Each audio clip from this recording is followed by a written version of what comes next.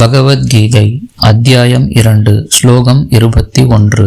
வேதா விநாசினம் நித்யம் யயேனம் அஜம் அவ்யயம் கதம் ச புருஷः பார்த்த கம் காதயதி ஹந்திகம்.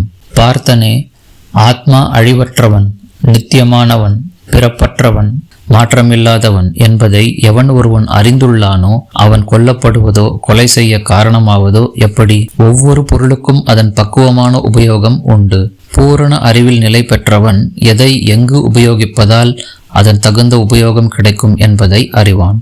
அதுபோலவே வன்முறைக்கும் ஓர் உபயோகம் உண்டு. வன்முறையை எப்படி உபயோகப்படுத்துவது என்பது அறிவுடைய நபரை பொறுத்தது. நீதிபதி கொலை குற்றம் செய்தவனுக்கு மரண தண்டனை விதித்தாலும் அவரை குறை கூற முடியாது. ஏனெனில் அவர் நீதி நெறிகளின் அடிப்படையில் தான் குற்றவாளியின் மீது வன்முறையை உபயோகித்தார். மனித சமுதாயத்தின் சட்ட புத்தகமான மனு சம்ஹிதையில் கொலை செய்தவனுக்கு மரண தண்டனை கொடுக்கப்பட வேண்டும் என்று கூறப்பட்டுள்ளது. அப்போதுதான் அவன் தான் செய்த மாபெரும் பாவத்திற்கு மறுபிறவியில் துன்புற மாட்டான். எனவே கொலையாளியை மன்னர் தூக்கிலிடுவது நன்மை தரும் செயலே. அது போலவே போர் புரிவதற்கான கட்டளை கிருஷ்ணரால் இடப்படும் போது அத்தகு வன்முறை உன்னத நீதிக்காகவே என்று நாம் முடிவு செய்ய வேண்டும். கிருஷ்ணருக்காக போர் புரிவதன் மூலம் இழைக்கப்படும் வன்முறை வன்முறையே அல்ல. ஏனெனில் மனிதன் எந்த சூழ்நிலையிலும் கொல்லப்பட கூடியவன், ஆனால் ஆத்மா கொல்லப்பட முடியாதது.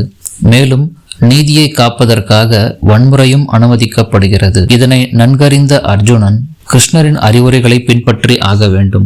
அர்ஜுனனால் கிருஷ்ணரின் கட்டளைப்படி நடைபெறும் இப்போர் முழு அறிவுடன் நடக்கப் போவதால் எவ்வித பாவ விளைவும் இதில் சாத்தியம் இல்லை.